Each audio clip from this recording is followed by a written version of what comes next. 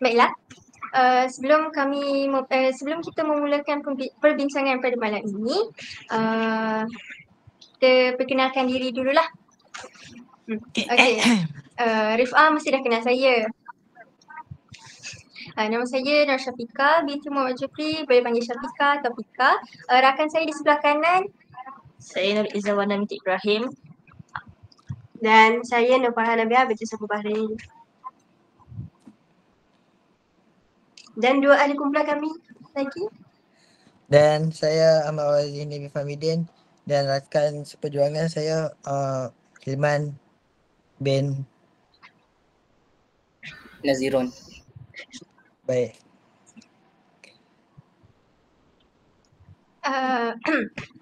Tetamu kita boleh perkenalkan diri daripada nama dan kelas mana? Saya buka kamera. Tetamu kita pun buka. Nama Rifah Iza binti Abdullah daripada kelas E17.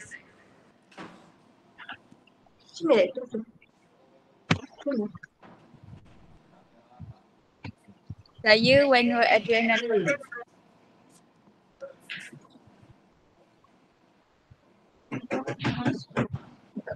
ni. Saya Wan Nur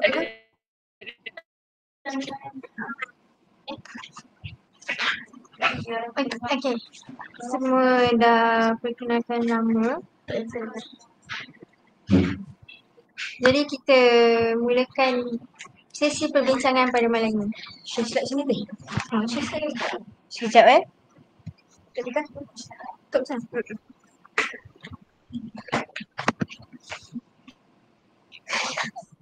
Allah.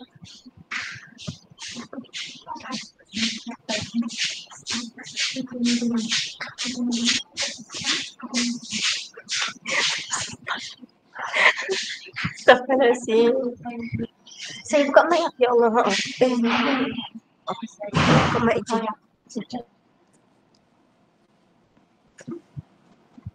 Ya Allah, slownya line.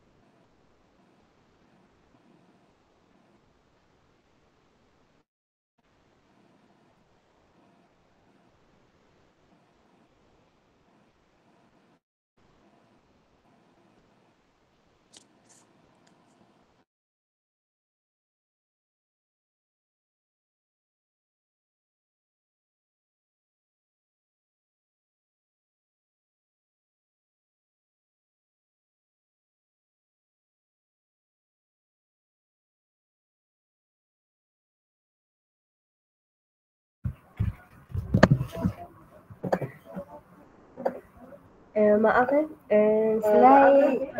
line slow keluar. Line slow keluar.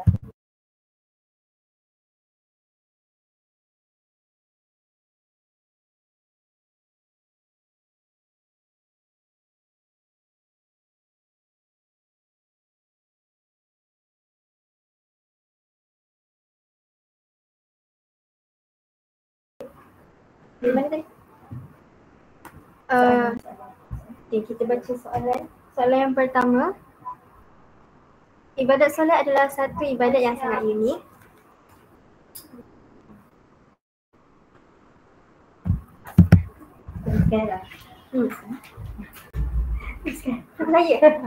Baiklah, kita pergi kepada yang pertama, iaitu solat ni sangat unik sebab ada kelebihan dia dalam pergerakan solat. Contoh yang saya letak dalam slide ini adalah sewaktu kita sujud.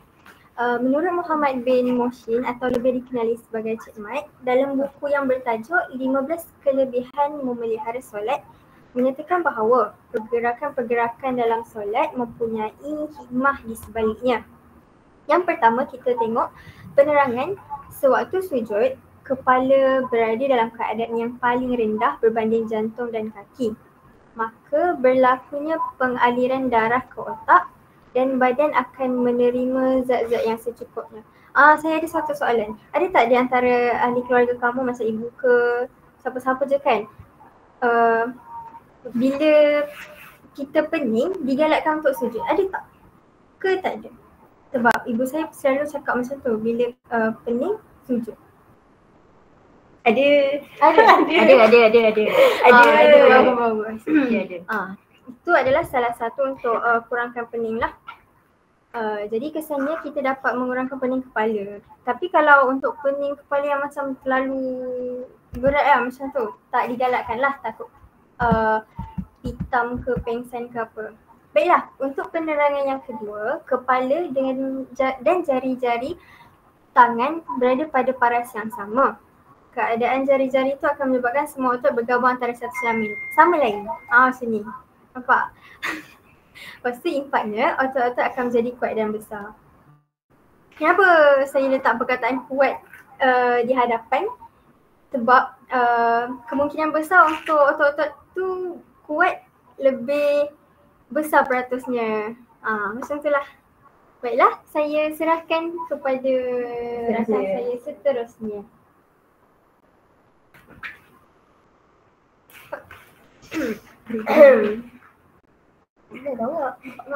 Makna yang kedua iaitu simbolik takbiratul ihram. Okey,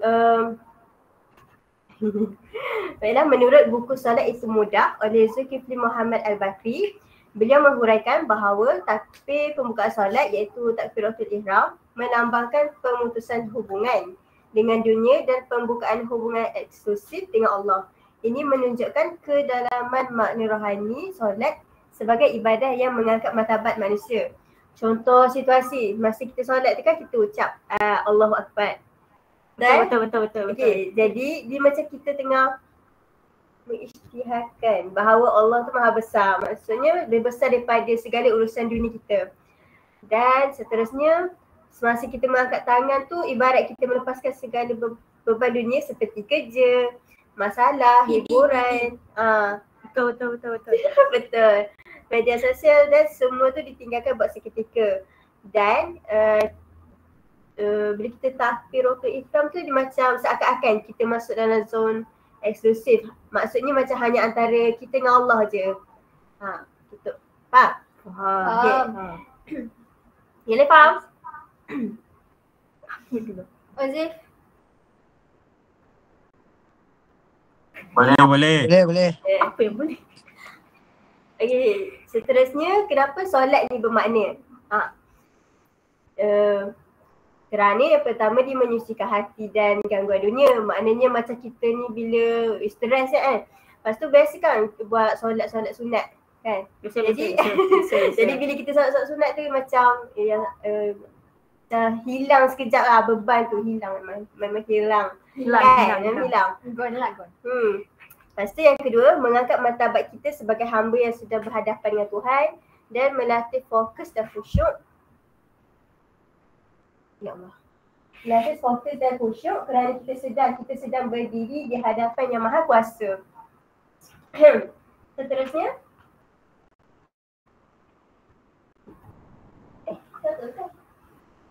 Aku tutup minit. Baiklah, seterusnya saya serahkan kepada rakan di kanan saja, Wana. Takutlah.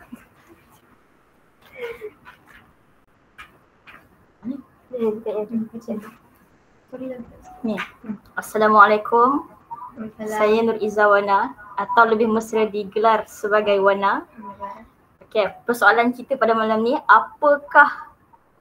kenapa solat ni unik? Jadi pada saya solat ni unik sebab dapat memupuk kepimpinan diri seseorang Muslim lah. Dari aspek disiplin, solat melahirkan individu yang berdisiplin dalam aspek kepatuhan kepada waktu. Setiap waktu solat ada masanya yang tertentu. Golongan yang solat di awal waktu akan mendapat pahala yang lebih banyak. Secara tidak langsung, solat mengajar seseorang itu untuk menguruskan masa dengan baik. Maksudnya kita utamakan solat daripada perkara-perkara yang lain. Lebih-lebih lagi hal dunia, betul? Betul. Yang kedua, solat dapat mendidik umat Islam untuk mempraktikkan akhlak yang baik. Solat yang sempurna akan membentuk personaliti yang mulia dan menghalang kita daripada melakukan perkara tidak baik seperti zina, berdusta, mencarut dan contoh lain? Menipu. Menipu. Lagi Farah? Ya, mencuri apa semua ya. Seseorang itu akan merasa bersalah ketika ingin melakukan kemungkaran. Akhir sekali, taat kepada pemimpin. Solat berjemaah mengajar kita untuk mengikut imam daripada takbiratul ihram sehingga salam. Makmum tidak boleh mendahului imam kerana hukumnya haram. Begitulah. Seterusnya saya menyerahkan kepada Wazif atau Hilman.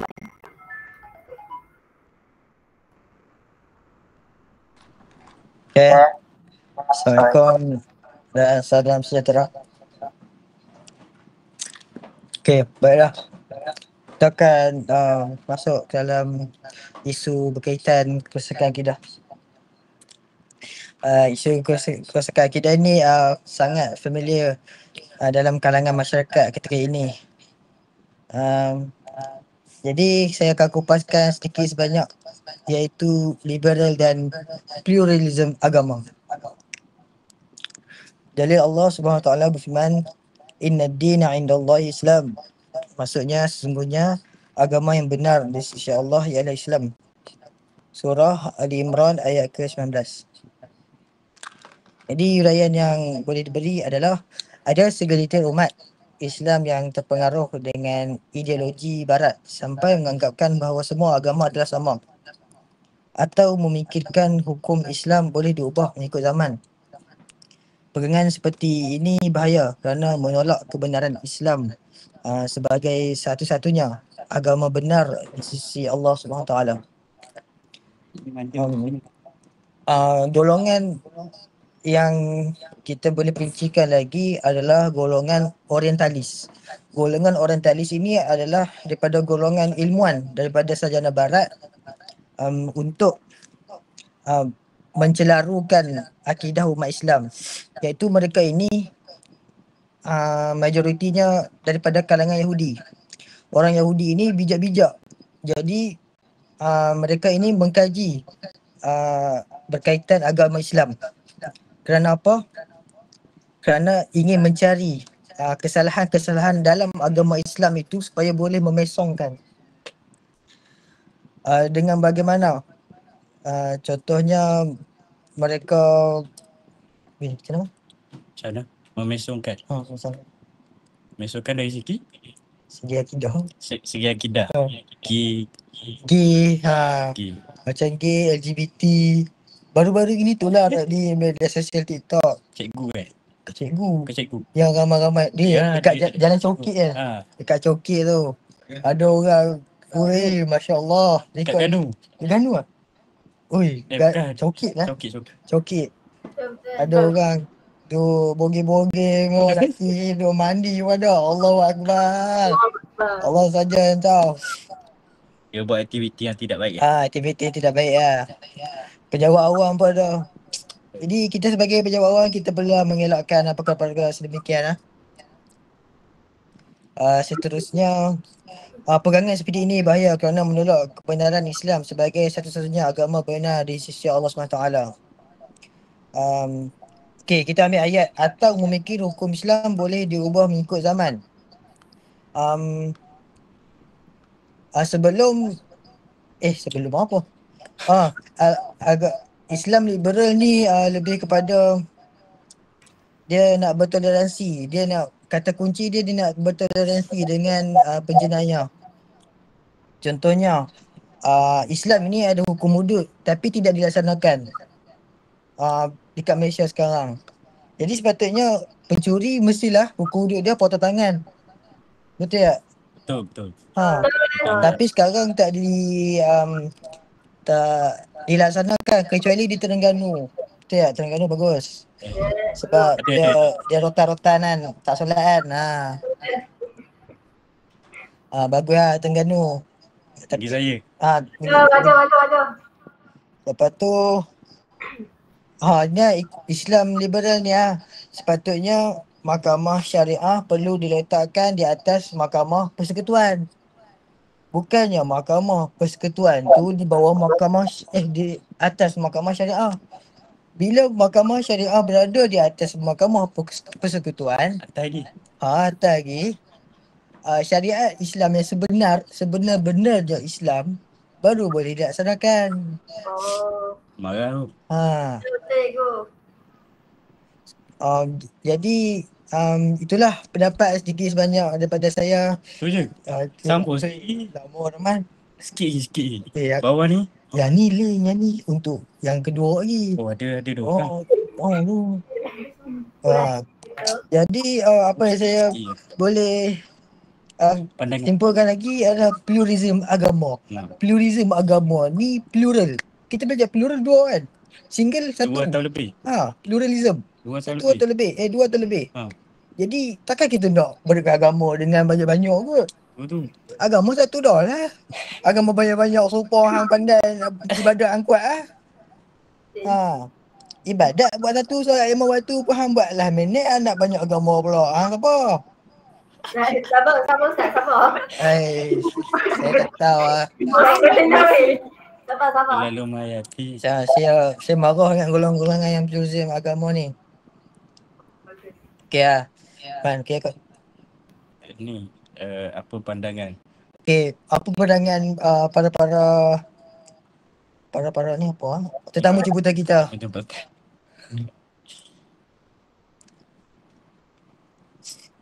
Nabiah. Bukan Nabiah, kumpulan ni. Tetamu jemputan tu. Nur Aifah binti. Yes. Lelaki perempuan semua. Perempuan semua tu. Tak apa. Wana. Wana. Dapat Apa? Saya setuju dengan Ustaz Wazif. Sebab itulah memang Islam agama satu yang betul benar.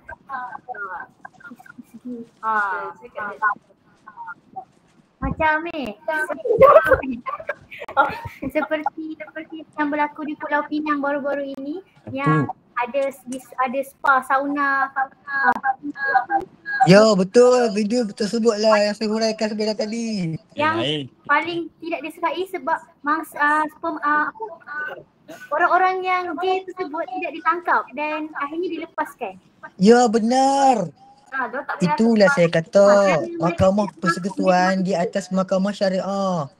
Bila perkara tersebut terjadi, syariat tidak boleh ditegakkan. Ya. Ia lebih kepada undang-undang sivil. Undang yang tidak berasaskan Islam. Ya, undang-undang lebih kepada common sense lah. Padahal gay itu tak ada common sense. Gay tu terang-terang haram. Ya. Kita tak gay. Bayangkan yang dah tua-tua pun yang paling tinggi umur 66 tahun ditangkap. Astaghfirullahaladzim. Ta'udzubillah min zalik. Saya harap tua-tua saya tak jadi macam tu lah, insyaAllah. Okey, damai. Berat tu. Okay. Man, boleh Man? Alhamdulillah Man. Seterusnya. Kita buat dulu. Ya, pakai mic ni. Ni, biar. Ni Dia. Nampak? Nampak. Kau background kau yang mana? Aku sumuk flotilla. Tangan kapal. Naik boat Tu. Mana ni? Ni 360. Ni kau 360. Mana? Atas. Lagi? Atas. Ada? Tadi tak boleh letak Man.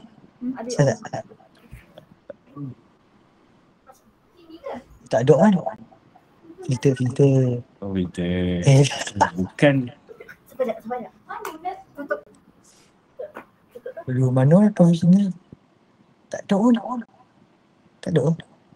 Ya. Oh, ada member kan. Boleh sambung kepada slide waktu yang ditetapkan.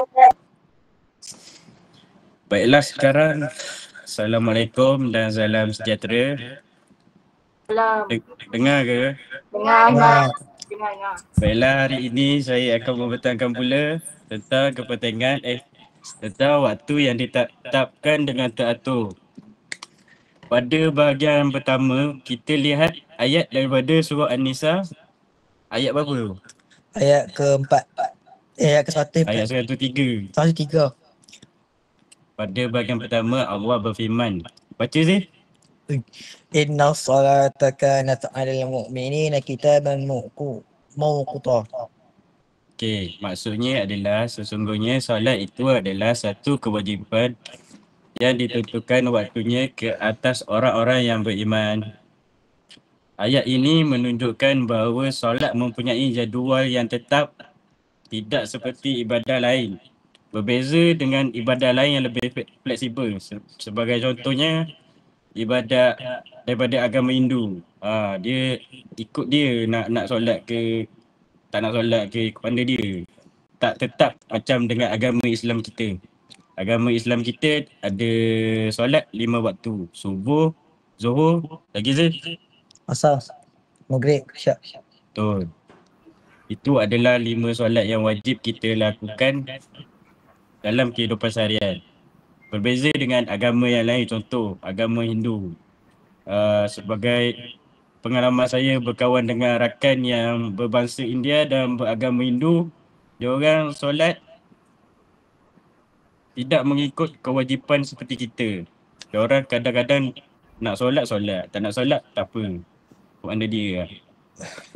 Ini bermaksud seseorang Muslim perlulah menjaga waktu solat dan tidak melengah-lengahkannya. Kita solat terus masuk waktu, terus kita pergi solat. Jangan last minute nak solat macam siapa sih? Macam hamba-hamba Allah yang lain. Betul. Lepas tu kita lihat pula apakah kepentingan waktu solat yang kedua, iaitu dapat mendidik disiplin dan kesedaran masa. Pertama, ia dapat mendidik disiplin dan kesedaran masa. Apabila kita solat, kita akan aplikasikan yang kita solat tu dalam kehidupan kita. Sebagai contoh, kalau kita pergi ke kelas ke, ada kelas ke. Sebagai contoh, kelas pukul 7. Tunggu, ni apa dia? Kelas. Okay. Sebagai contoh, baik sambung. Sebagai contoh, kalau kelas tu pukul 7, kita datang pukul 7. Huish. Kena. Jangan datang pukul 7.30. Menyusahkan orang. Astaghfirullahaladzim. Teruk tak perangai? Teruk. Siapa? Tak tahu lah. Hamba Allah. Lagi teruk lebih. Mungkin saya. Mungkin awak. Betul. Mungkin saya juga. Apabila kita melaksanakan solat 5 waktu secara konsisten, ia melatih kita menghargai masa dan membentuk jadual hidup yang lebih teratur. Macam yang saya cakap tadi. Kita akan datang lebih awal ke kelas. Kerana kita sudah biasa kesegeraan dalam mentaati perintah Allah tanpa menanggung-nanggung. Dan ia juga dapat memberi rehat dan rohani kepada kita apabila tengah kesibukan dunia. Betul. Siapa tu? Tak ada dong. Baiklah, yang seterusnya. Belakang. Sebelum tu, tak dia nak ya. Tak habis. Sorry, maaf. Tak apa.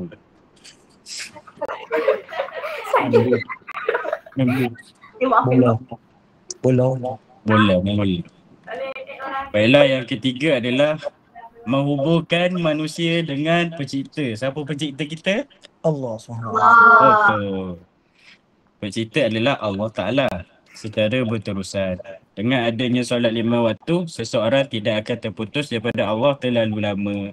Hal ini menjadikan solat sebagai sumber rohani sepanjang hari. Dengan adanya waktu solat, kita tidak akan lupa, maafkan saya, kepada Allah walaupun kita sibuk sepanjang hari. Solat ni dapat menjadi peringatan dan penguat pada diri kita dan ia menjadikan diri kita sebagai seorang hamba yang lebih baik dan dapat mentaati perintah Allah. Betul. Ia juga menjadikan solat sebagai sumber ketenangan sepanjang hari. Apabila kita ada masalah dalam hidup kita, kita berdoalah kepada Allah. kita berhubung dengan Allah itu, insya-Allah kita akan dipermudahkan segala urusan. Sebagai contoh, apabila kita serabut dengan banyak kerja-kerja tutorial yang perlu kita buat, kita solatlah. Jangan kita tinggal solat.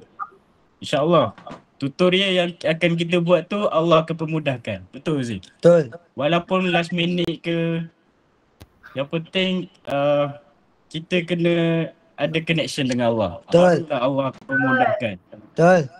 Contohnya, Sebagai kesimpulannya, solat yang ditetapkan waktunya bukan saja membentuk disiplin dan pengurusan masa, tetapi juga menjadi penghubung penting antara hamba dengan pencipta, iaitu Ya. tu fokus Oh, sorry. mula-mula. Tapi juga menjadi penghubung penting antara hamba dan pencipta, iaitu Allah SWT. tu. Ia juga dapat kita juga dapat menjaga waktu solat, bermaksud kita menjaga hubungan kita dengan Allah. Sekian saja pembentangan saya serahkan kepada orang yang seterusnya. Sebelum kita berbincang pula berkaitan sebelum soalan kedua, kami nak tanya pendapat tetamu jemputan. Silakan. Di mana?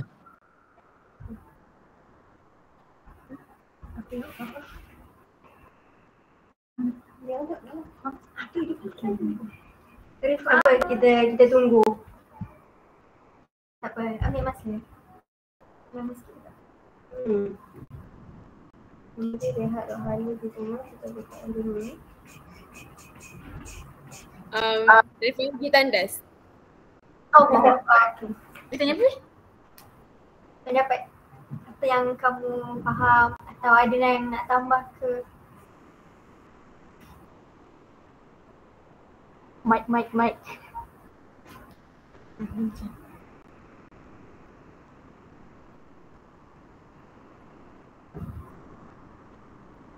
Apa yang kami faham daripada keseluruhan ni?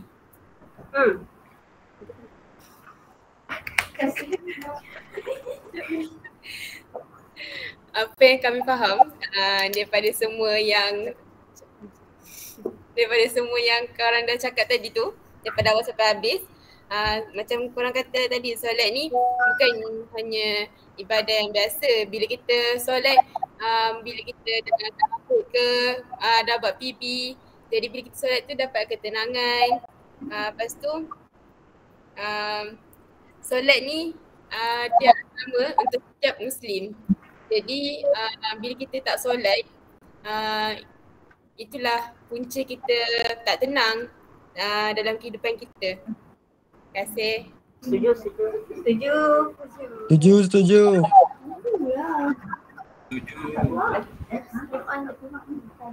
Ada lagi ke? Ada lagi yang nak ditambah ke?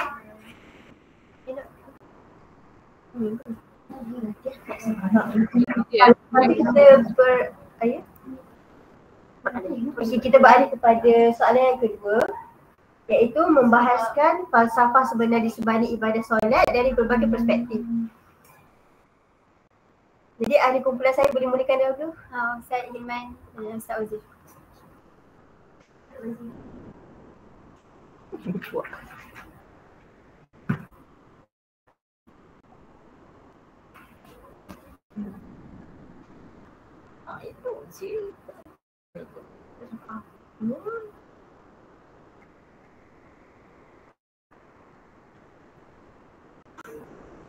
Kalau macam tu tak apalah, saya mulakan dahulu. Okey, contohlah daripada pelbagai perspektif. Contohnya daripada perspektif sosial. Okey, contoh masa kita mendirikan solat jemaah kan. Kita macam ni, status, kita tak pandang status pun masa tu. Kita hanyalah macam menyatukan manusia tanpa mengira status. Contohnya bila kita solat berjemaah ni, ada je orang solat, orang kaya di sebelah orang miskin ke, contoh, lepas tu pemimpin di sebelah rakyat ataupun guru di sebelah murid. Maknanya dari situ, daripada kita solat berjemaah tu tak ada apa orang cakap? Kasta. Apa kasta? Perbezaan kasta. Perbezaan kasta antara mereka. Dan solat solat juga dapat membina komuniti. Contohnya masjid kan menjadi masjid menjadi pusat sosial, pendidikan dan penyelesaian masalah masyarakat. Jadi solat berjemaah ni dapat menggalakkan hubungan, dapat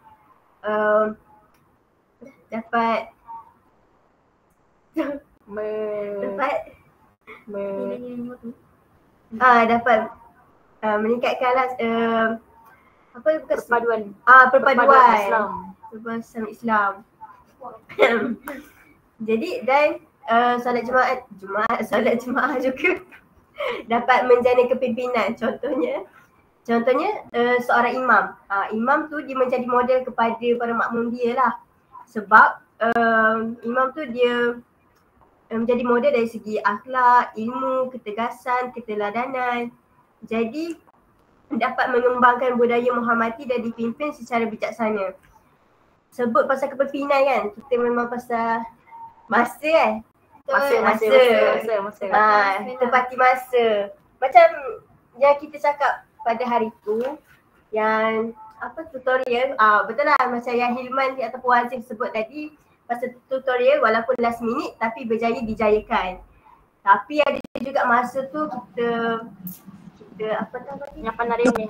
Betul. Sabar ya? Okay, masa tu walaupun orang cakap macam masa ni biasa je, tapi sebenarnya masa itu emas. Jadi kita perlu masa lah. Kita perlu tepat masa. Contohnya kita setujukan pada pukul 8. Okay, tak apalah ada masalah 8.30. Kalau ada lagi Salah. apa yang dah salah? Terasa ke? Betul. Faham. Betul. Sebab benda tu boleh dikatakan kalau ada masalah pada masa itu juga kita boleh kita faham lah kan. Tapi benda ni dah dibincangkan sejak 2-3 hari kan. Tak usah jaga tu. Dah lama berlalu dah boleh. Okay, Itulah bahan hati sebenarnya. Itulah kepimpinan. Kita belajar kepimpinan. Okay, itu saja dari saya. Boleh adik kumpulan saya boleh teruskan? Semua cakap tu. Macam apa campur Kalau falsafah solat pula dari perspektif psikologi ni, solat ni dia ibarat macam terapi dalam dalaman. Daripada gerakan dia macam berdiri, daripada rukuk, sujud, takbiratul ihram tu semua ada hikmah seperti yang saya cakap tadi lah. Contohnya mampu menenangkan sistem saraf. Betul. Sorry, ada gangguan. Menstabilkan emosi, macam daripada kita marah, bila kita ambil wuduk, lepas tu kita solat, kita jadi tenang. Betul tak? Betul. Kemudian apabila seseorang tu membaca doa ataupun zikir dalam keadaan fokus, maka dia macam menyerahkan semua benda, macam segala masalah. Dia macam berserah semuanya dekat Allah. Kalau dia ada masalah ke apa, la ilaha illallah. Sekaligus memberi kelegaan mental. Macam di stres stres lah buat TV ke, stres main game ke. Betul. Lepas tu itu saja daripada saya. Baiklah, saya serahkan pula kepada Wazif dan Hilman. Balik jumpa diorang. Okey tak kot tu. Okay. Tadi ombak pukul dia. Tak maaf. Okay. Baiklah. Sekarang saya akan membahaskan falsafah sebenar di sebalik ibadat solat dari pelbagai perspektif. Perspektif yang pertama adalah perspektif akidah. Dari sudut akidah, solat ini sebenarnya tanda kita totally down human to Allah. Falsafahnya adalah hamba balik menghadap Tuhan. Setiap kali berdiri, rukuk, sujud, semua itu simbol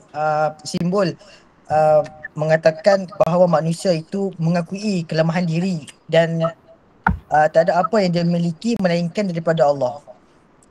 Jadi makna konteks ayat yang kita bahas ini adalah manusia ni jangan sombong. Sebab tiap kali solat kita tengah mengucapkan Allahu Akbar. Apa maksud Allahu Akbar ni? Allahu Akbar ni adalah Allah Maha Besar. Jadi bukan mulut je, tapi hati pun kena mengaku kuasa Allah lebih besar dari apapun. Jadi perspektif yang kedua pula ialah kerohanian dan spiritual. Solat ini ibarat charger. Bila kita solat, kita tengah cas diri kita. Falsafah dia adalah mengembalikan kestabilan dalaman. Kalau kita dah dengar orang ustaz-ustaz dengar solat lah, kita ni macam mana kita nak kembali kepada Tuhan kita kan, kembali kepada Allah. Sebab apa? Orang panggil ni comeback. Bukan, makanan rohani. Solat ini makanan rohani. Bukan comeback Amal, tolong Okey. Bukan saya Ustaz. Okey. Setiap pergerakan dalam solat buat otak dan jiwa stabil. Contohnya sujud merendahkan ego, surau, rukuk melunakkan hati, doa selepas solat melapangkan dada. Jadi makna dia solat mendidik jiwa supaya tenang dan tidak mudah gelabah dan sentiasa terarah. Jadi itulah perspektif yang kedua. Kita masuk ke perspektif yang ketiga adalah perspektif akhlak dan pembinaan peribadi. Ini kita boleh kaitkan dengan karomah insaniyah. Karomah insaniyah jujur tu. Solat bukan ritual kosong, tapi latihan membina disiplin dan akhlak. Sebab tu solat ada waktu, ada tertib, ada rukun. Itu solat ni seolah-olah model role untuk membina umat Islam yang berkualiti.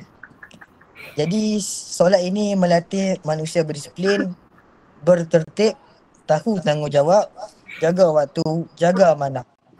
Falsafahnya adalah siapa jaga solat, automatik hidup dia lebih teratur.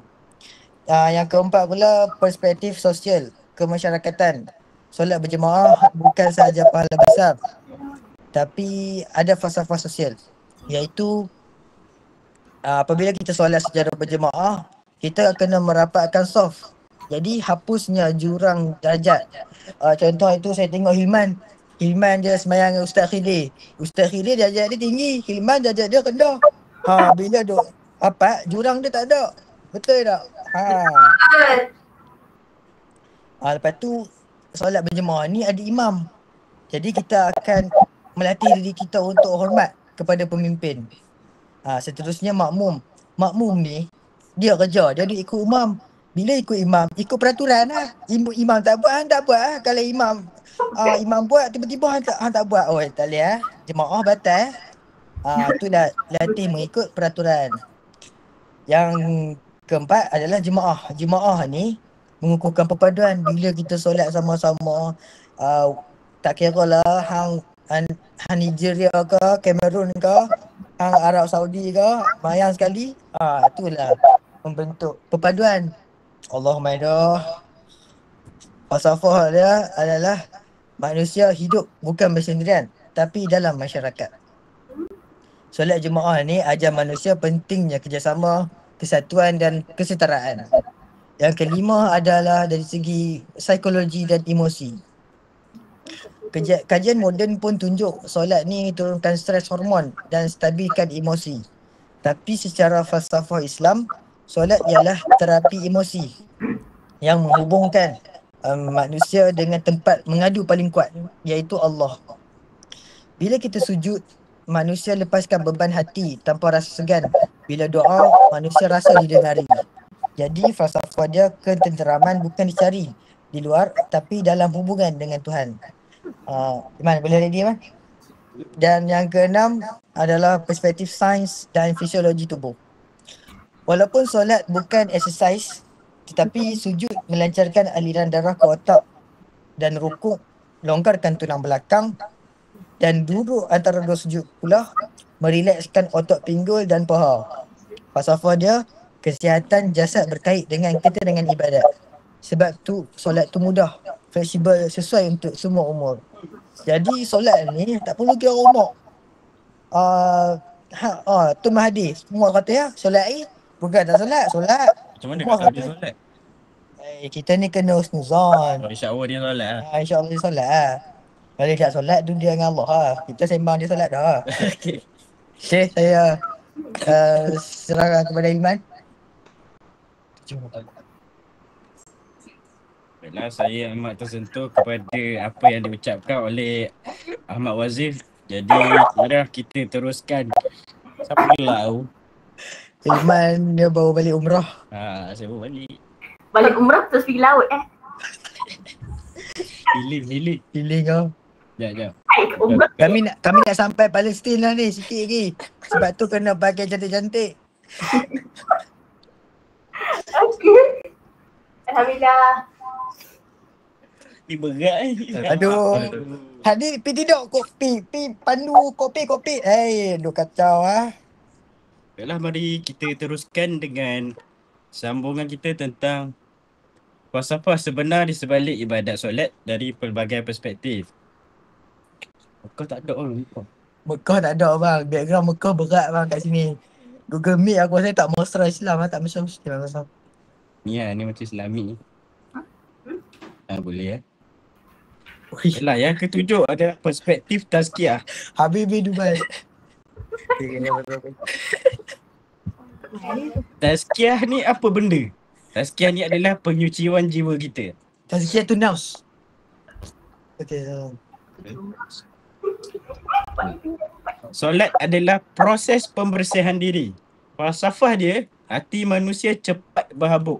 Solat mai bersihkan.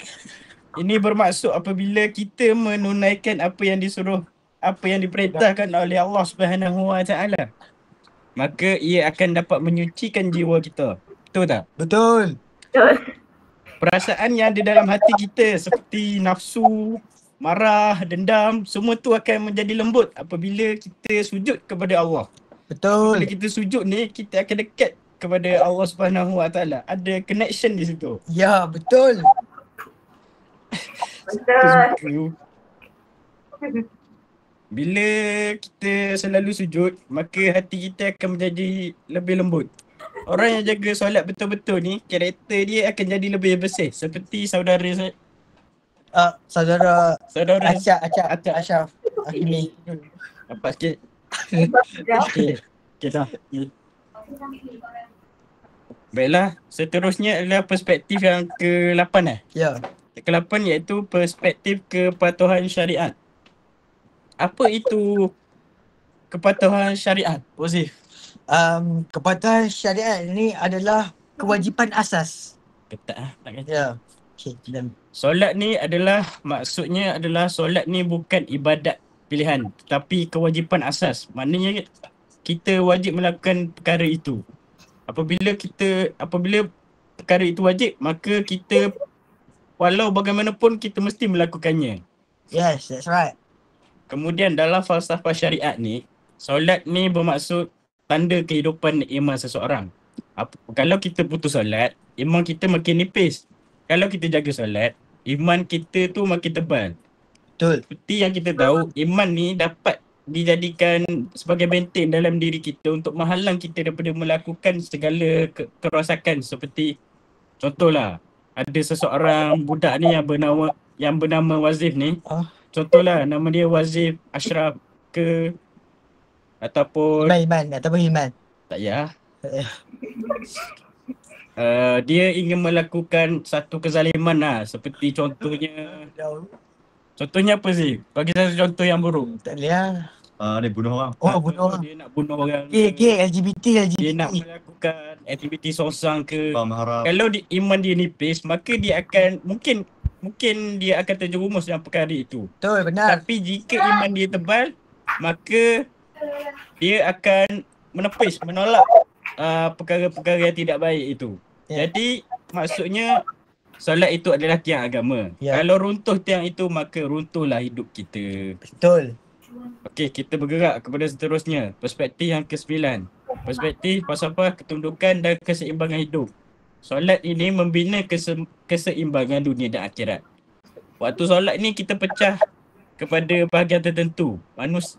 Maknanya manusia ni dia tidak hanyut dengan dunia 24 jam. Dia tidak lara. Ya. Falsafah dia adalah dunia perlu dikejar. Tetapi hati tetap terikat pada Tuhan. Siapa Tuhan kita? Allah SWT. Tak pecah pula. Baiklah, kita bergerak kepada seterusnya. Perspektif Ubudiyah. Ubudiyah ni maksud dia kehambaan. Ini adalah falsafah yang paling tinggi. Betul. Solat mengajar konsep paling agung, iaitu manusia adalah hamba. Allah adalah Tuhan. Betul. Tak kira hang kaya ke, hang miskin ke, raja ke, rakyat ke, handsome ke, tak handsome ke, semua duduk sujud pada tanah yang sama. Hui, memang makan dalam. Saya ke, Ustaz Kidir ke, Wazif ke, semua solat hanya kepada Allah Ta'ala. Ustaz Kidir ke, Encik Gas ke, Puan Masita ke, semualah. Nabiha ke, Puan Zahida ke, Kafika ke, Wana ke, Encik Hafiz ke, Puan ke, semua sujud pada tanah yang sama. Betul. Falsafah dia, kehormatan manusia bukan pada harta dan kuasa, tetapi pada ketundukan kita kepada Allah. Jadi tak kira lah dia hitam ke, putih ke. Yes. Kita tunduk pada Allah Ta'ala.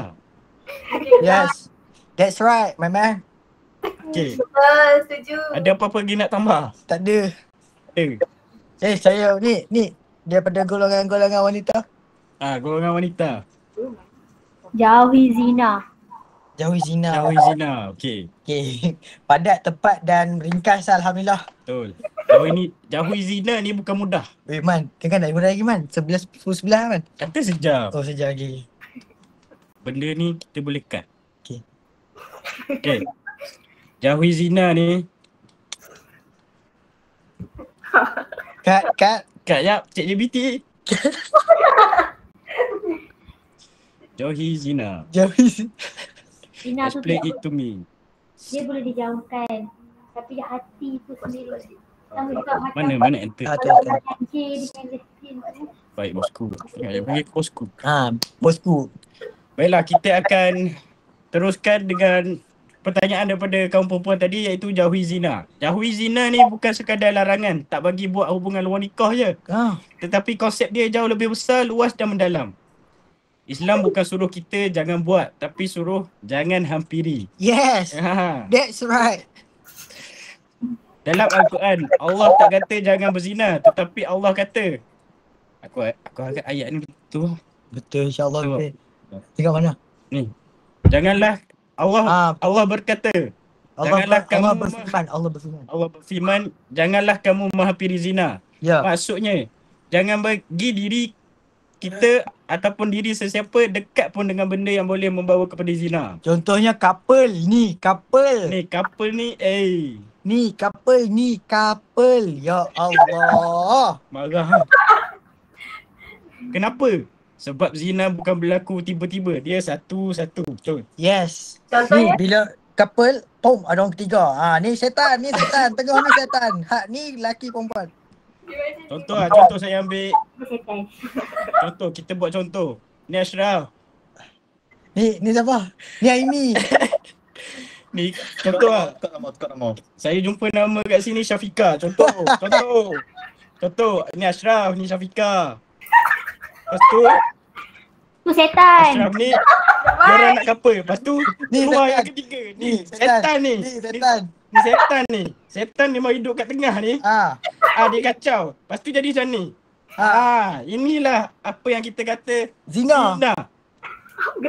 Inilah yang kita kena cut dari awal-awal. Kenapa? Kerana kalau berlaku perkara ini maka membawa padah pada kedua-dua orang tersebut. Jadi zina ni berlaku hasil langkah demi langkah. Dia juga berlaku kerana pelbagai faktor. Contohnya kawan yang salah, tempat salah, mesej salah, gurauan, video dan sebagainya. Betul. Islam mengajar kita untuk memotong benda itu awal sebelum ia menjadi lebih teruk. Ya. Kemudian zina juga dapat merosakkan maruah seseorang. Bukan maruah keluarga je, tetapi maruah semua. Contohlah Ashraf ni, dia buat zina. Lepas tu keluarga dia pun benci dia, keturunan dia pun tak elok, nama baik dia pun hilang, masa depan pun hancur. Betul. Apabila diri terjebak dengan perkara-perkara yang tidak baik ni, maka diri kita pun akan hilang hormat kepada diri sendiri apabila kita terjebak. Betul. Kemudian berlakulah zina juga bukan memberi keseronokan tetapi juga memberi masalah kepada kesihatan emosi dan mental. Apabila berzina tu, dia akan menyebabkan hilang rasa nilai diri, tekanan bila hubungan tak jadi. Betul. Hai. Contoh? Betul. Explain lah. Omong lah. Gerak-gerak. Aduh, betul. Saya rasa betul apa Iman kata tu.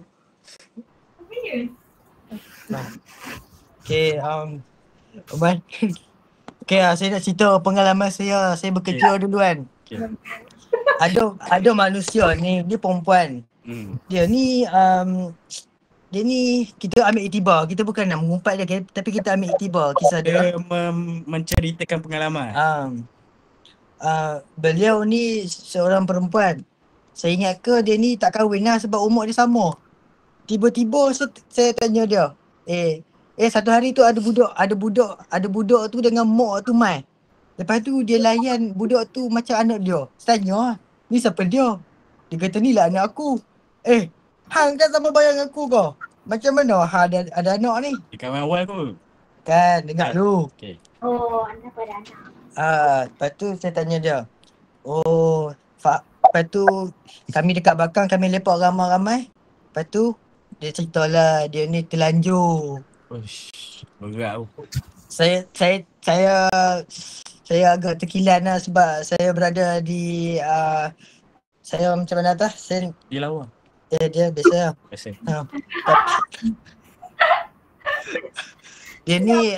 Dia ni tudung labuh semua elok. Serius. Dia macam seorang wanita Budak. Dia tak pakai budak. Dia tudung labuh macam sekolah agama. Nampak orang baik lah. Nampak orang baik sangat. Tapi tengok dia terlanjur sebenarnya. Jadi apabila sembang pasal zina anak luar nikah ni, banyak lagi lah punca-punca dia. Contohnya nasab kita akan orang panggil apa? Tidak elok lah. Tidak elok lah. Anak luar nikah ni. Keturunan ni. Anak luar nikah ni banyaknya ni lah. Tak elok lah. Anak tak saf taraf. Dan banyak lagi memalukan. Ya. Anak tu pun bin Abdullah. Macam tu lah. Okay, Man. Jadi kesimpulannya adalah solat bukan setakat gerakan fizikal atau rutinitas. Rutinitas ni apa? dulu. Benda dah. Tak apa. Aku sebenarnya Melayu lah. Rutinitas. Tak apa. Rutin harian. Tapi satu sistem yang lengkap yang membina akal, hati, akhlak, disiplin, ada kekuatan jiwa dan hubungan seksual serta identiti sebagai hamba Allah. Jadi solat adalah pusat graviti hidup Muslim. Tanpa solat, hidup kita akan jadi tidak seimbang. Betul. Jadi wabillahi taufiq wa hidayah. Assalamualaikum warahmatullahi wabarakatuh. Amin. Ada apa-apa yang nak ditambah? Cukup saja. Cukup dah ni. Cukup. Tetamu kita ada nak tambah apa-apa ke? Tetamu on the way balik ke KL tu. Ada. On the way balik. Ada. Wana? Rekod tadi. Saya tambah kesimpulan sikit lah ya. Jadi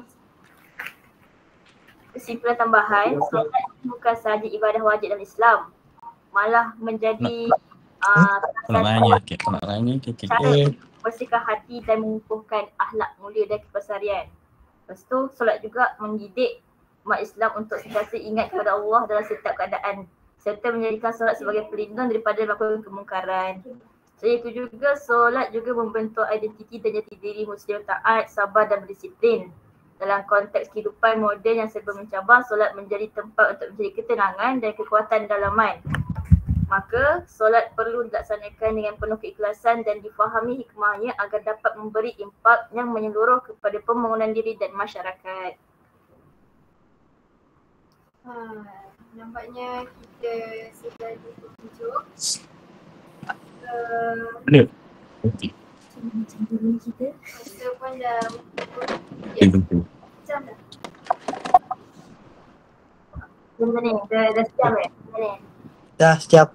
Dah kira boleh dah.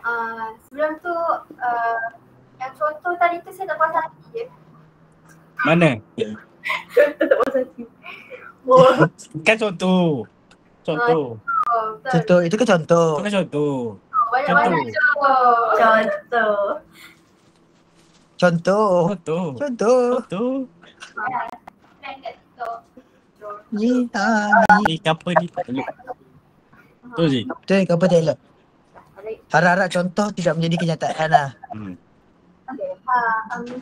Okay, jadi bagi mengakhiri perbincangan kita pada malam ini, kami mengucapkan terima kasih kepada ahli-ahli jemputan dan mengucapkan Sama-sama. mengucapkan terima kasih kepada ahli kumpulan dan maaf atas kesalahan dan kesilapan berkata, contoh yang berlebihan. Tak ada. Contoh yang cukup optimum. Baik Contoh sekali. yang betul baik daripada saya dan juga Wazir. Ya. Sangat detail. Semua baik. Ya. Okay, semoga berjumpa lagi. Baiklah, sebelum itu saya ingin menjemput Ustaz Wazir untuk membacakan doa kita penutup. Doa apa pula Man? Baca pun. Persidangan Ustaz. semua. Takkan CGBT. Ustaz doa tutup. Doa penutup Google Meet. Walas. Wal as innal insana fi khusr illa alladhina amanu wa 'amilus solihati wa tawassaw bil haqq wa tawassaw bil haqq. Amin. Amin. Amin. Okay, balik. Terima kasih. Okey. Terima kasih dah jemput. Okey, terima kasih. Masuk. Bye. Okey, bye. Assalamualaikum. Mana buat video sini? Assalamualaikum. Video screen aku di sini. Salam. Okay, coba pertama. Night. Good night, boy. Man, komen terbaik, Man. Man.